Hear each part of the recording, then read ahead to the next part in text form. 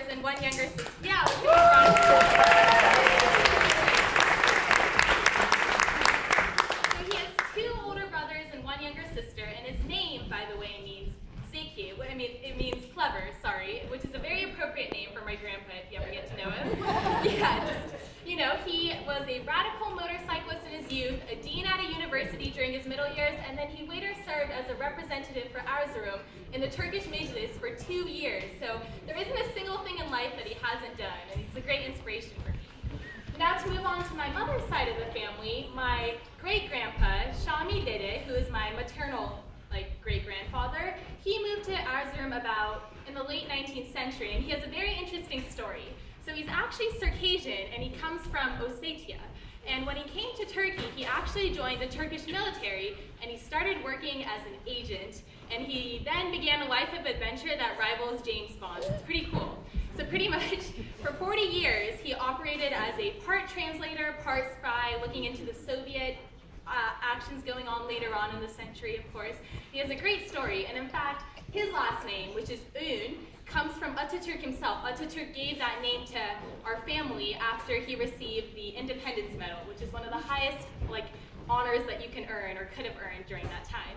So Un actually means to take pride in or to be proud about. And that was because during the Independence War, the Un family, or the previously known as Hoshun family, actually had 33 Shahid or sacrifices during the war, and therefore it was a really big honor to get that name from Ataturk.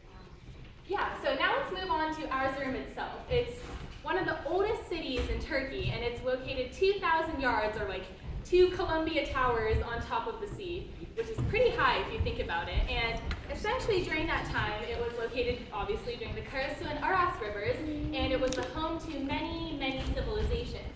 Later on in the 1900s, Ataturk established the home front or the headquarters of the resistance movement in Erzurum, and that was where the Turkish War Declaration for Independence was issued from during the Young Turk movement at that time.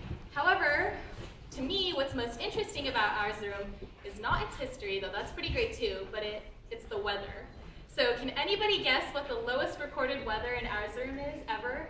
Any guesses? Anyone? Oh, okay. Now what I'm going to say doesn't sound as cool anymore, but it's minus 40 degrees Fahrenheit, which is actually pretty crazy. Not as crazy as minus 50, but a crazy story in reality is the fact that during my father, when he was growing up there, they would have 3 to 4 feet of snow accumulation, and they wouldn't have a snow day, which really puts a perspective on our snow days here in Washington, right? Yeah.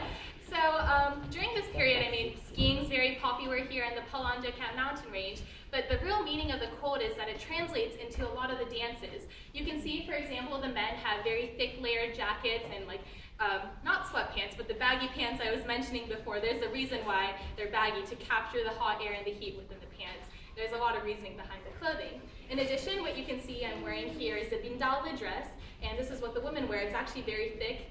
Sort of dying right now, but there's a lot of translation of the cold into the dance. In addition, Erzurum is known for its very militaristic style of dance. You'll see that there's defined, sharp movements showing aggression within the men's dances. There's a certain frigidity of the environment that shows into the battle faces of the men as they're performing.